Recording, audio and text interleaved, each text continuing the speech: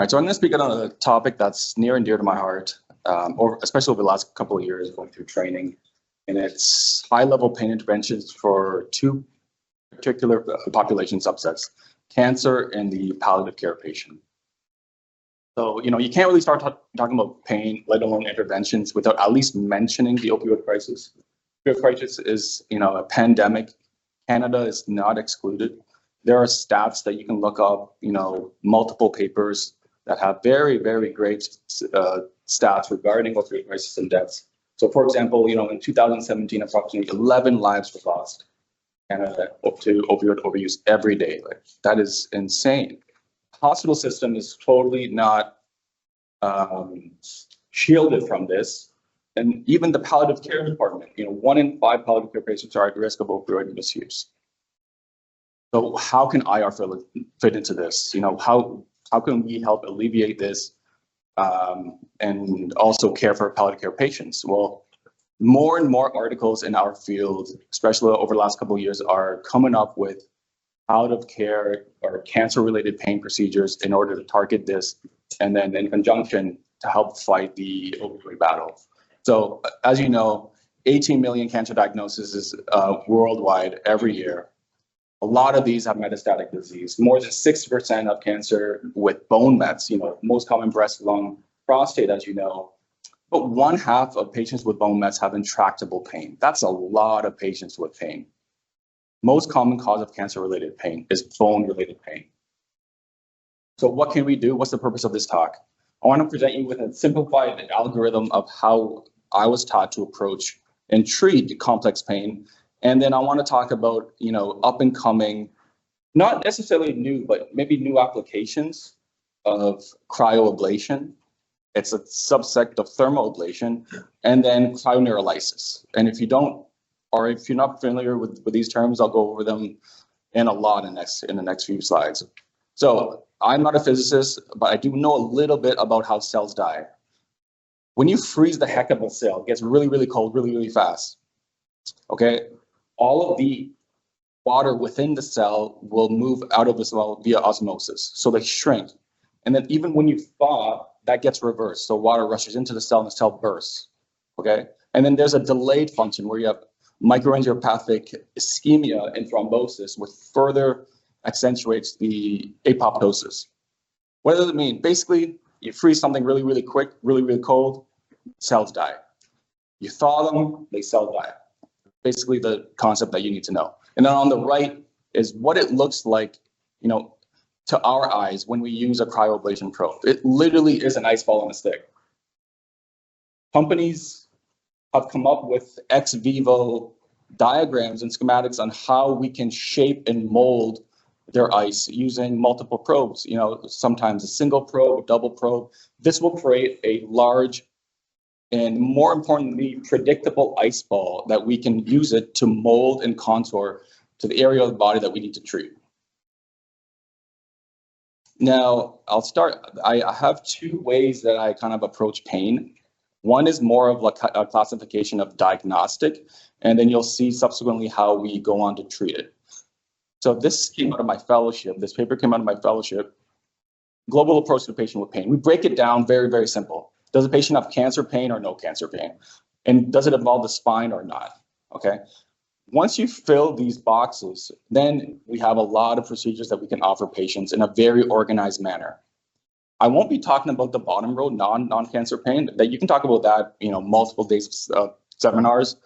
The only one I will be talking to maybe will come into play is the bottom right, cryoneurolysis and non-spine, non-cancer pain. Most of the things I'm going to be talking about is going to be in the upper row related to the cancer patient. So let's start with the pain and the spine.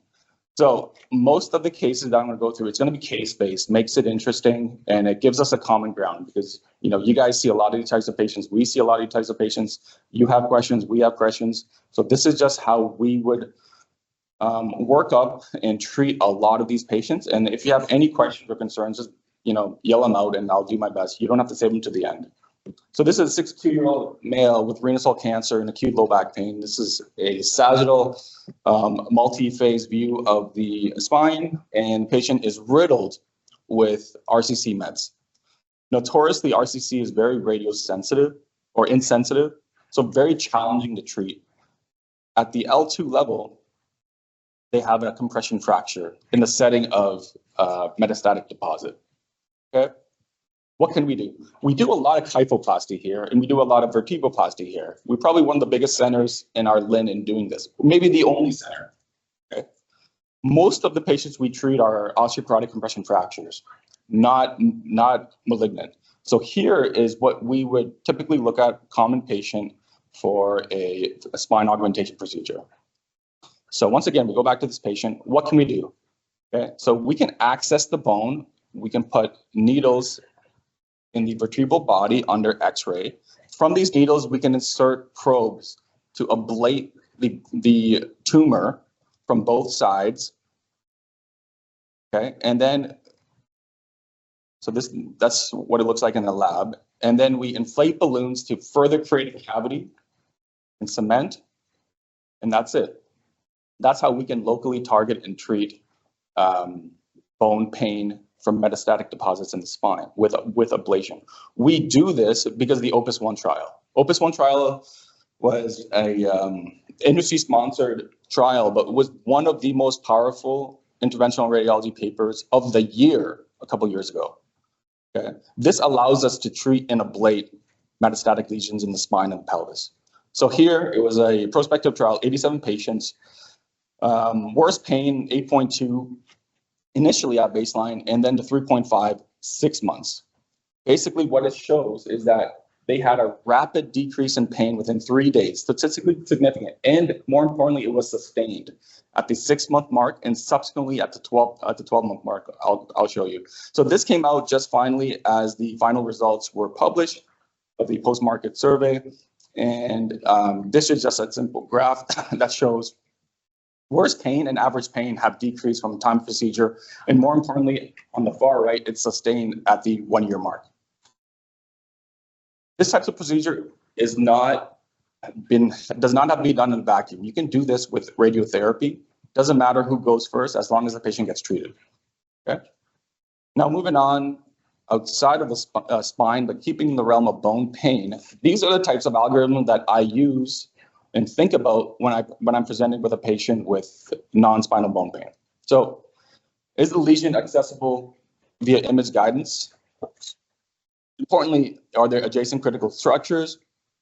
And if not, is the tumor sclerotic? And if the tumor is not sclerotic, you can just go ablate the mass. So for example, this is a 71-year-old lung cancer patient from my fellowship. Large destructive soft tissue lesion involving the lateral chest wall with rib destruction. What can we do to offer? You know, you can do radiotherapy, but we can also do cryoablation. So these are multiple cryoablation probes under CT guidance involving and ablating the mass. The low density or that low color around the needle is the ice ball. That's what the ice ball looks like on CT. So the main benefit of this is that I can see where my ablation is and what it's getting close to. Okay. And I also have to decide, am I going for local control, meaning I want all of the tumor gone? Or am I going for palliative pain control? Meaning I don't care if I leave some behind, as long as you get the tumor bone interface or tumor soft tissue interface, you're going to be destroying nerves that's involved in pain.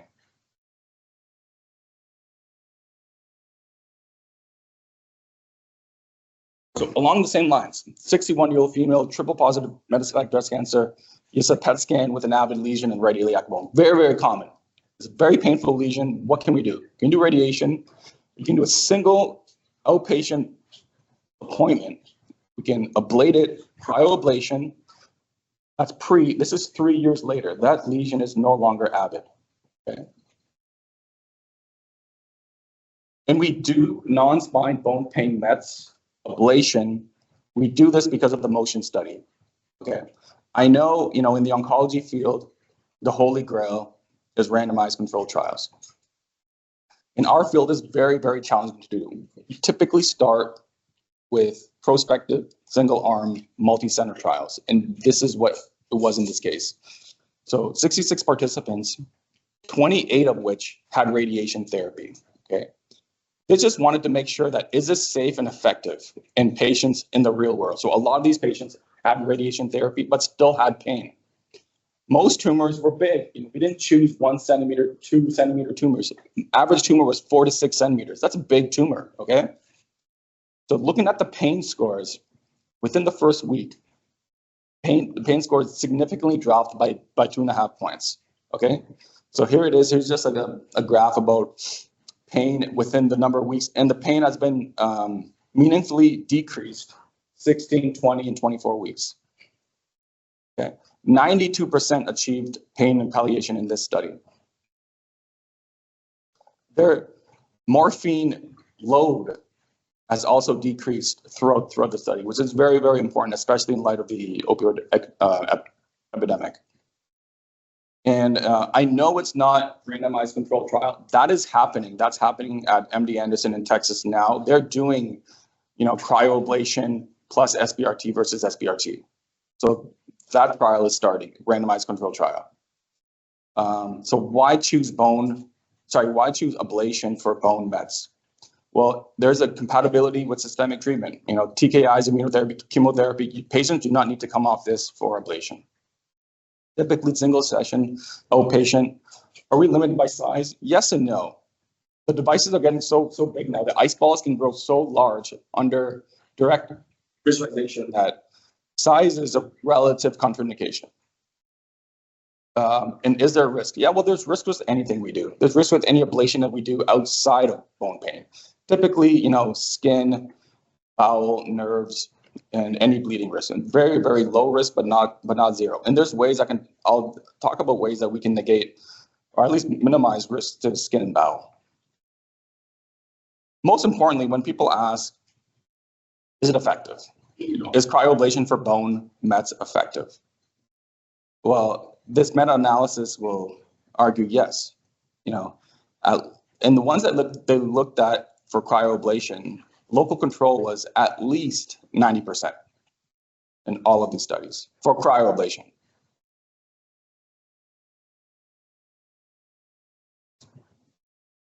And this is in the next algorithm. We'll probably spending the most time on this algorithm going forward.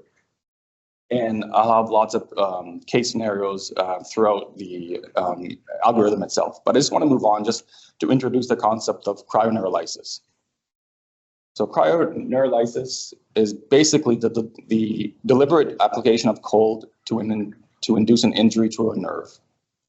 Not a new concept at all. Hippocrates in 460 BC initially brought this up. Later, Napoleon noticed that his soldiers who had to undergo traumatic amputations in the war field, those were done in the setting of very, very, very cold, they did much better. So very, very briefly, the components of a nerve, of a peripheral nerve. So you have the scaffolding, the epineurium, perineurium, endoneurium, and then what I typically think what a nerve is, an axon and a myelin sheath, okay? So what we do in cryoablation, so we take that ice ball very close, if not touching the nerve, and it induces an injury. And that scaffolding remains. You're not destroying the scaffold of the nerve. You're not transecting the nerve. That will never happen in cryoablation. But what you are doing, you're injuring the myelin and the axons. And we categorize the level of nerve injury in the Sunderland grading system that we aim, and basically we achieve, and probably cannot achieve any more than a Sunderland 2 injury. Meaning, injury to the myelin sheath and axons with recovery expected at weeks to months, typically 1 millimeter a day. Okay. So let's just step back. I talked about cryoneurolysis and cryoablation and Napoleon. Palliative patients are complicated. Okay. As you know, they're often not surgical candidates. They cannot be effectively or safely radiated, or this has been exhausted. Patients with deep lesions within the body are very challenging to get to.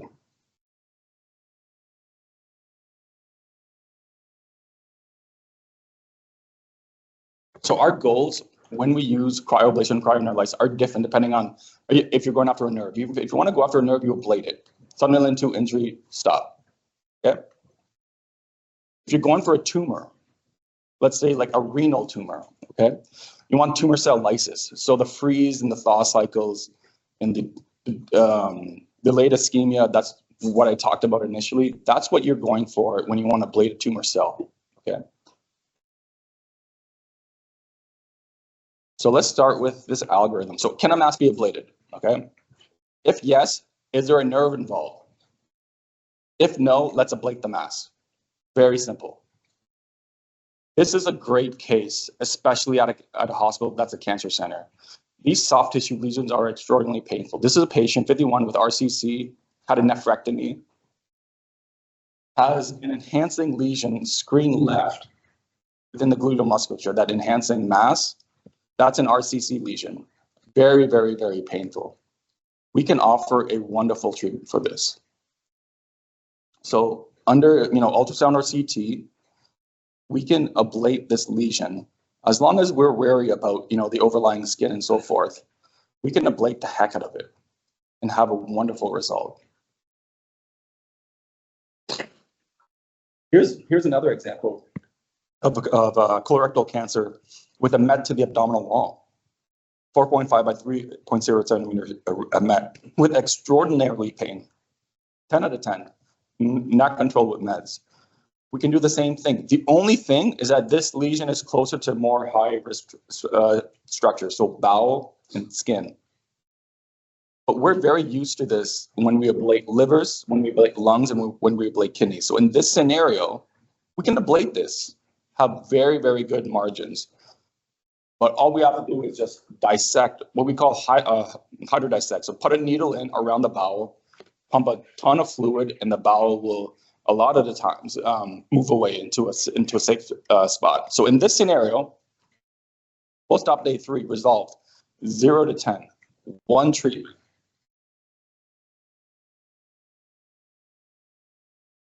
So what happens if a nerve is involved? You can still do ablation. You just have to be worried about the nerves involved.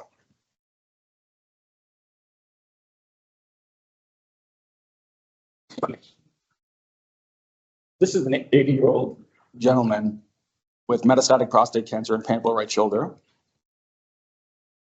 Here's a large avid mass in the right shoulder. We can ablate this. There's nerves around. We have to be careful. We have to have a conversation with the patient beforehand, but we definitely can ablate this. 1 session, take away the tumor. Sorry, I've been coming down with a laryngitis.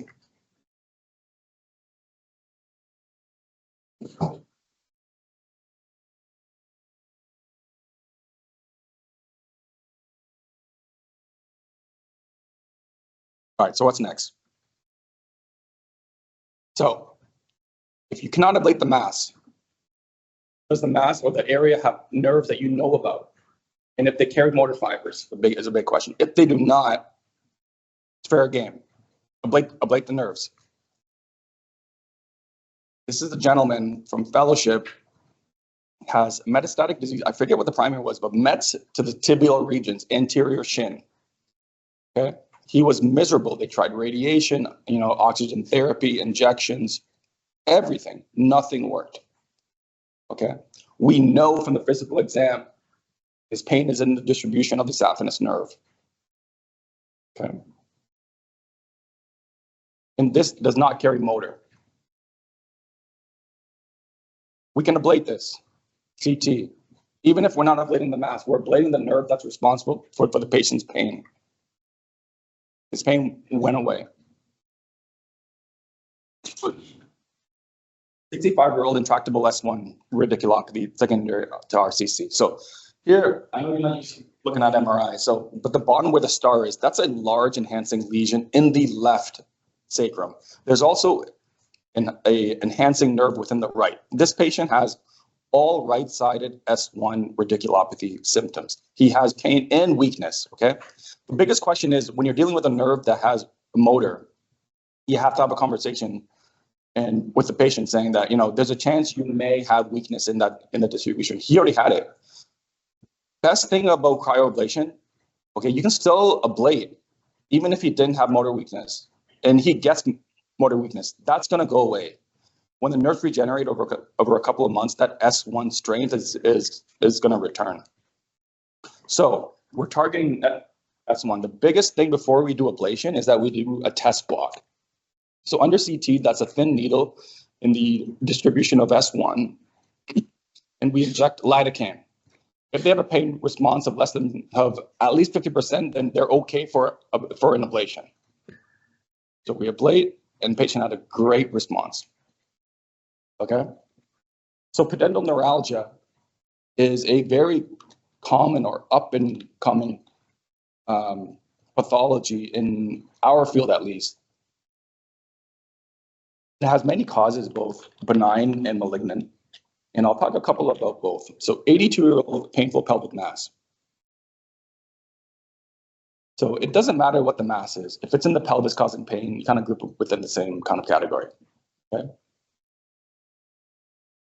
We cannot ablate the mass, so we've got to ablate the nerve. So this is where the pudendal nerves lie. And we do bilateral cryoablations after a block that the patient responds well. And they do wonderful. They do wonderful. It's probably one of the most rewarding and quick ablations that we can possibly do. They're not all cancer related though, okay? Traumatic childbirth, horseback riding, biking, sports, radiation for other reasons can always cause neuralgia in the setting of the pudendal nerve. So here's a 70-year-old long-term cyclist with chronic pelvic. This was from fellowship. Bilateral ablations, he did wonderful. Was able to ride, no issues. Okay, so going back to this algorithm, can a responsible nerve be identified? Yes. Does it carry motor fibers? No. Ablate the nerve. Okay. Any questions so far?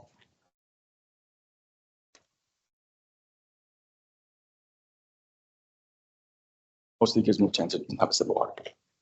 All right, 66-year-old female, chronic pelvic pain, history of ovarian cancer. Very, very common, okay?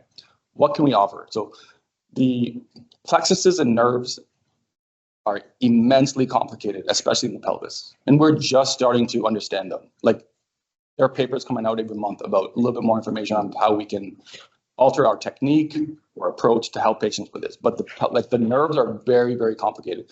You can barely see them on CT, you can barely see them on MRI, but anatomical studies, cadaver studies, we know they're there. Okay. Very common one, superior hypogastric nerve plexus. So this is a plexus that's formed around the lower aorta, lumbar splanchnic nerves, as well as the pelvic splanchnic nerves. So like L3, L4, S2, S4. Okay. So this is, remember, ovarian cancer, pelvic pain. So we can start to target, and we have over the last couple of years, targeting these nerve plexuses with precision CT guidance, fluoro guidance, okay? So here's a needle that's traversing from the anterior abdominal wall to the level of L5. And this is an alcohol ablation, okay? So typically, we're not ablating these areas with cryoablation. Historically, for this level, has been an alcohol ablation. Mostly because it's challenging to get a cryo probe there, but it can be done. So this is the one that I did in fluoroscopy in a patient with, I think, endometrial cancer and chronic pelvic pain.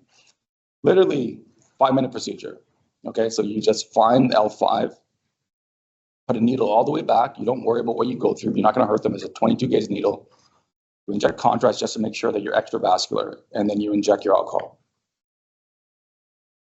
This is an awesome companion case. Not the superior hypogastric plexus, but very close. Okay, so we do a lot of fibroids here in Barrie.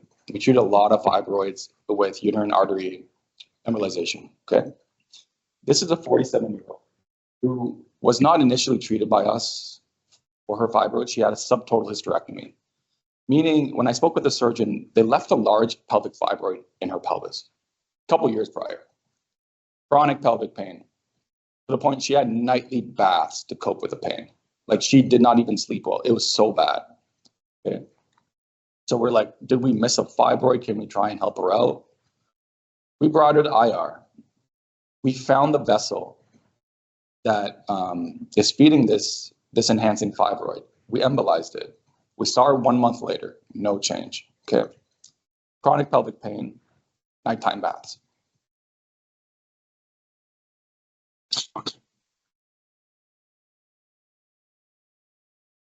So the next door neighbor to the superior hypogastric nerve plexus is a ganglion impart. A little bit more down at the level of the tailbone. It's just in front of the sacrococcygeal joint. Has a lot of issues with pelvic pain, perineal pain, and rectal pain. So how I treat this has changed a little bit, but this is how I used to, and this is this is her case here. So we brought her to CT. We go through her sacrococcygeal joint just in front to the level of the ganglion impar with a 22 gauge needle, so very small needle.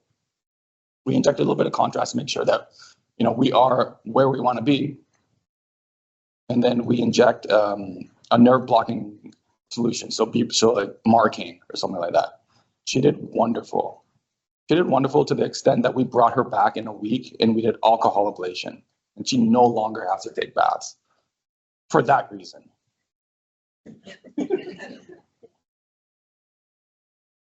And this is a case from one of my colleagues, Dr. Sidhu here. So we can combine these, okay? You can combine a ganglion impar with a pudendal if you're just not sure where the pain trigger is coming from. And this is commonly done in the setting of cancer. If you don't want to wait on a block, bring them back, that spot failed, okay, let's think about something else. It doesn't matter what work is that the patient got better, okay? So in these scenarios, we can just bring them back and ablate, mostly in the setting of cancer, pudendal, ganglion impar, superior hypogastric nerve block. It's variable. Just find a mixture that works for the patient. All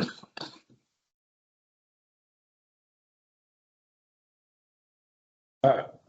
This is one that has been around for a while. So a lot of pancreatic cancer, very, very common story, sad story. 60-year-old, surgically inoperative pancreatic cancer. Now what? Debilitating epigastric pain. Lots of narcotics, constipation from the narcotics, drowsiness. What can be done? Historically, we've been doing alcohol celiac plexus neurolysis, which works, but it does have some limitations. So the celiac plexus is a very, very complicated nerve plexus surrounding the celiac artery and the SMA, okay? So it's around like T10, D12.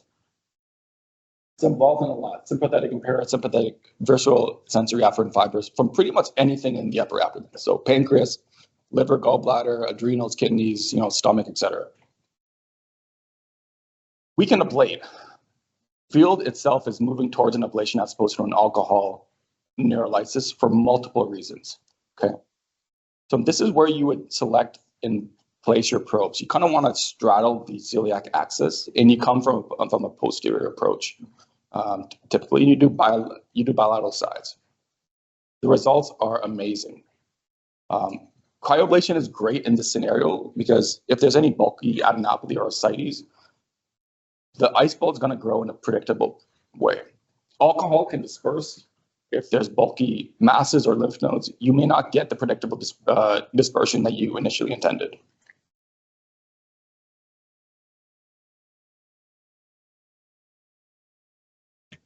Okay. So, and then at my prior institution, we did a study comparing the effects of cryoablation of the celiac plexus versus alcohol-related neurolysis of the celiac plexus. Both, when it works, probably get reasonably the same pain effects. But the bad thing is about alcohol, you get a lot more diarrhea and GI symptoms with cryoablation. Sorry, with alcohol than with cryoablation. That's probably the main thing. Also in Canada, dehydrated alcohol is very expensive. So if you price control them out, it's about the same. Just the price of dehydrated alcohol is extremely expensive. And The brother to the celiac plexus is the splanchnic nerve. So it's an alternative to celiac plexus.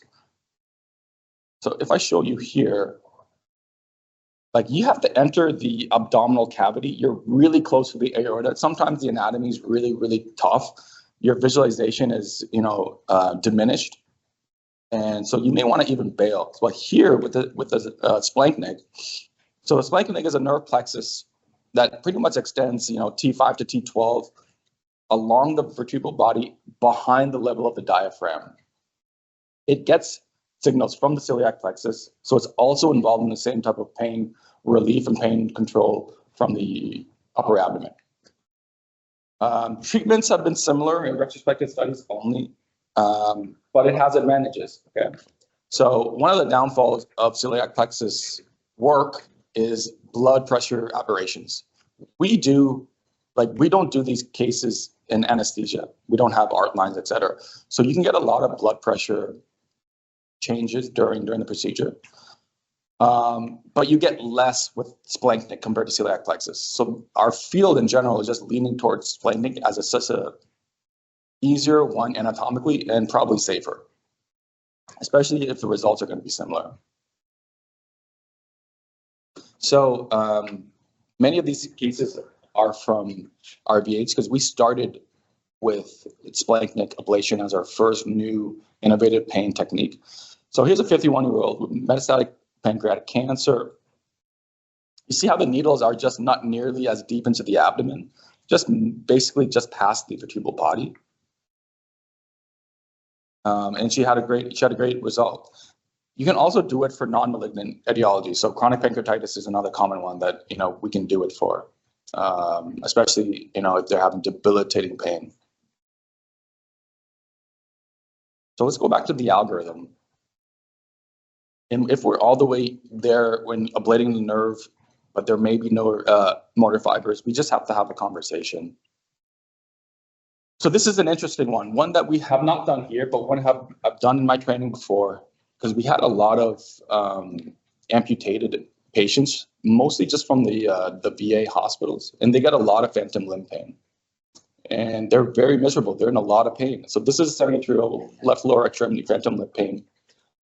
They have signal abnormalities. I won't go through it extensively, but they do have thickening and signal abnormalities in the region of the distal sciatic nerve. What can we do? We can ablate the sciatic nerve. I know it has motor. This patient is in significant pain. The nerves are going to regenerate. Another application, intercostal neuralgia. We see broken ribs all the time, especially, chest wall pain from surgery is very high, almost 50%. Very, very difficult to manage. Ablation has become an emerging utility in this field. Okay, so commonly from chest wall surgery, fractures, or malignancy.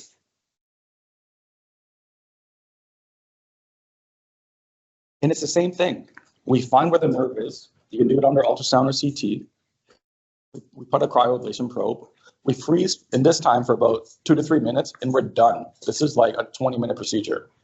You may have to do multiple levels, but it's safe and quick. This is what it looks like under ultrasound, and then under fluoro. And then where I trained, interestingly, we never collaborated with cardiology. Like it never happened except here. So these patients, it was a big LVAD center. They have bulky LVADs that rub inside the internal aspect of the chest. They get bad intercostal neuralgia. So this treatment was their favorite. We would block them, and then we would ablate the intercostal nerves. And they did wonderful. They're at less risk of, pneumonias, atelectasis. They're just more comfortable, less pain meds. And then the last application that I'm going to speak about is post-mastectomy pain syndrome. So I only read a little bit about this, and then because we did just very few patients where I trained. So, I know a lot of patients choose mastectomy or some variation of mastectomy. And I know post-mastectomy pain syndrome is relatively common. 30 to 80% is fairly high to me. What we're targeting is the intercostal brachial nerve, and I'll show you where that is. Okay, so mastectomy pain syndrome doesn't only happen with mastectomy. It can be partial mastectomy, lumpectomy, or even reconstructive surgery. And there's limited interventions available. We can do occasional nerve blocks, which have shown success of the intercostal brachial nerve, but it's only temporary. Can we offer anything else? So here, starting on the picture on the left, this is where the intercostal brachial nerve comes off of from the second intercostal nerve, and this is what it kind of innervates. That lateral chest, inner arm. There's a cadaver section with the nerve.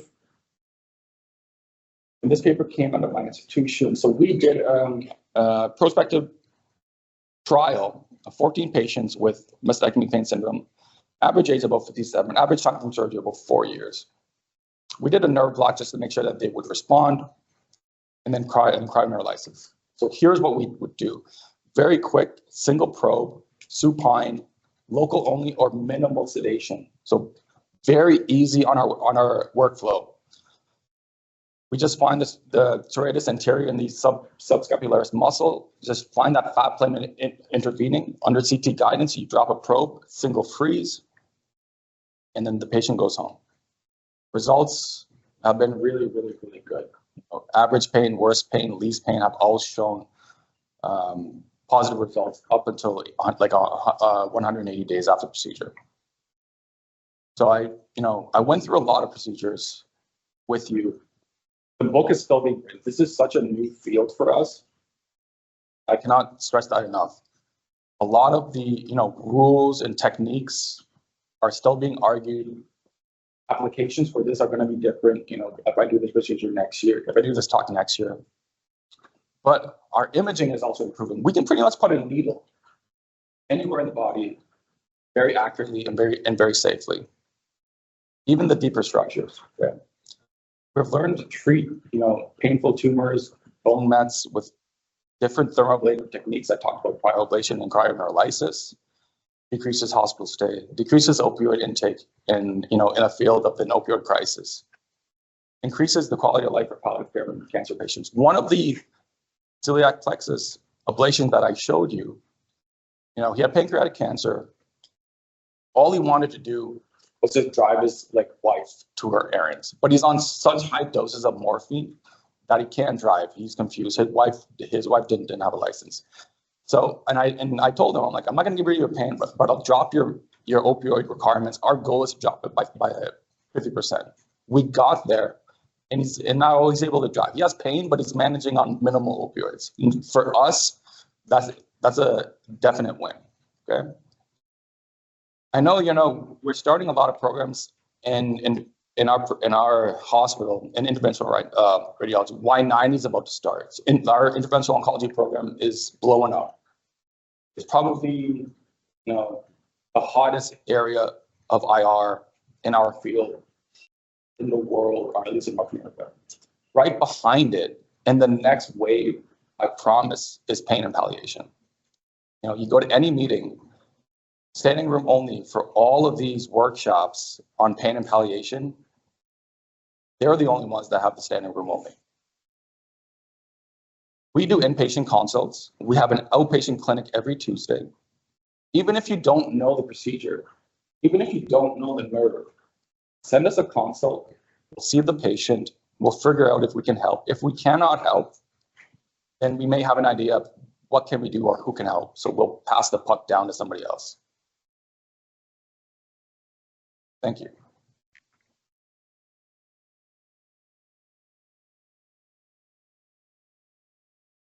That's an incredible presentation. Thank you so much. I just want to see if there's any questions in the crowd.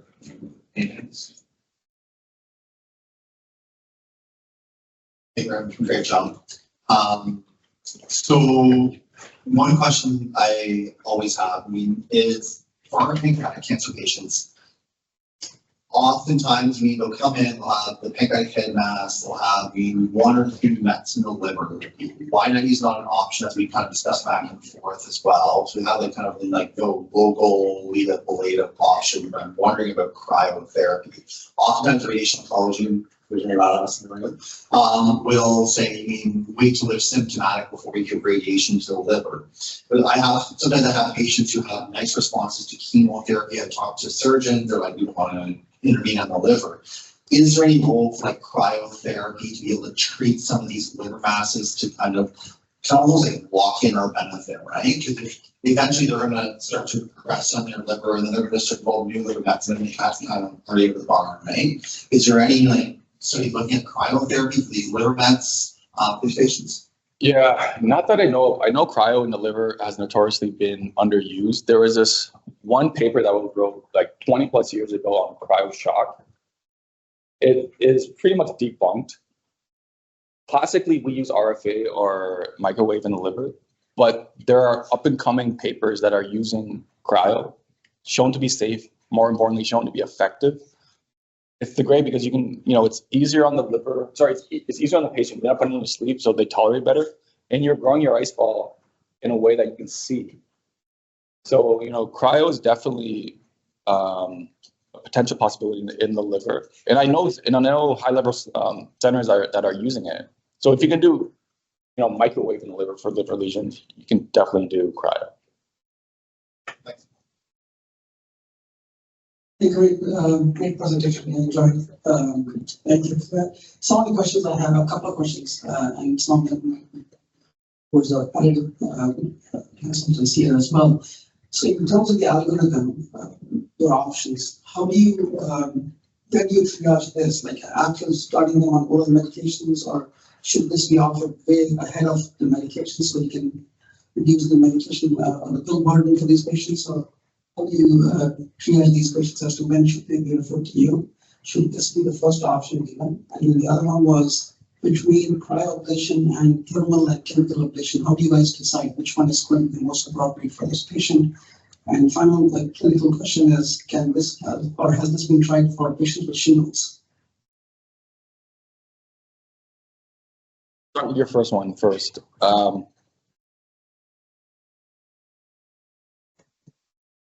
Actually, I'll start with the last one. I don't know about shingles. I don't know.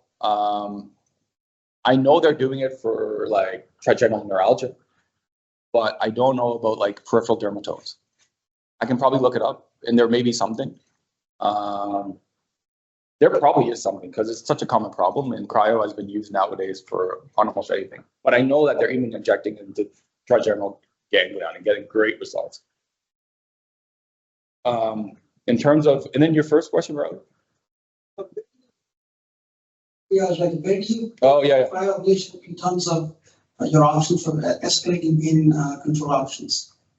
Yeah, I would put up right there as for, there's no specific time that you would start it, but I would put it up right there with, if you're going to start a patient on opioids and the patient is going to be very, insensitive or frail or very sensitive to opioids, I would do a celiac plexus block at least, if not an ablation early on. Like I wouldn't want to get them at the end where they're so much in pain, their narcotic load is so high that it may be a little bit challenging to manage them.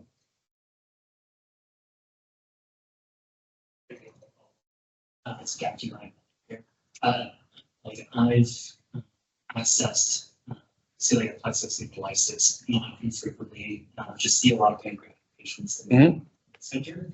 I find that I'm not super sure. I've never patient before, but do you find that the post-procedure pain is something that's quite significant? Because I find that with what I've encountered, whether it's down in UHN or Kyle doing the US guided neurolysis, there's always that 1 to 2 week period where they are in somewhat of a pain flare post procedure. So it's, to me, I find that having them on board with some opiates just in case, so that they're not opiate naive during a pain flare, might be not a bad idea.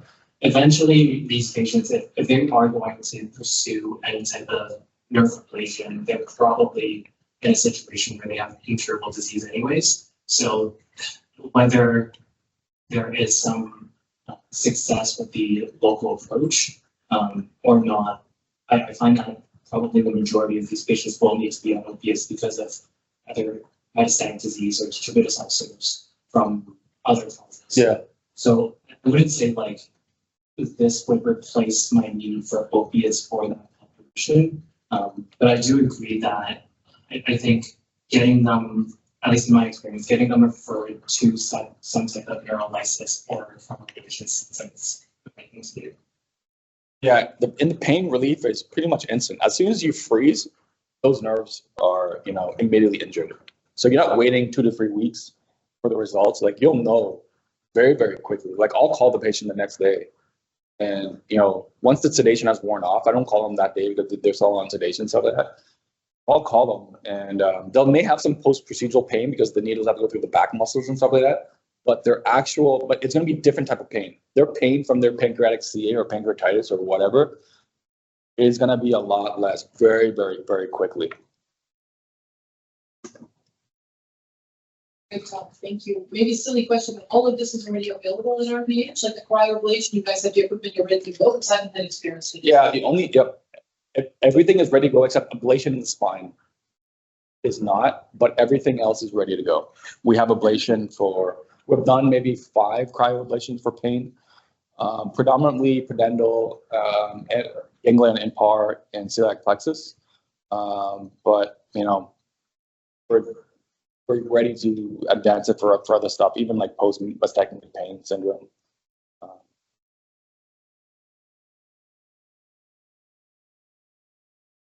Thank you for that. I'm just wondering the situations with quality of life and their life expectancy is only 3 to 6 months, but they are having escalating pain, escalating opioid needs. Is there a way I can expedite the referral? Yeah. It's more than a month. And No, I know, and especially in the palliative care patient, a week or 2 weeks may be a little too long, especially if they're in a pain crisis. I understand that, and I'll work with our schedulers. It's challenging just because we need our last room funding for us to really, really make a difference. But even now, if you leave it with me, I will try my best to work the patient into the schedule in a meaningful way. Like I'm not going to defer a palliative care plexus ablation for 90 days. Like that's not appropriate. So if you just if you leave it with me, I'll do anything I can to try and expedite it.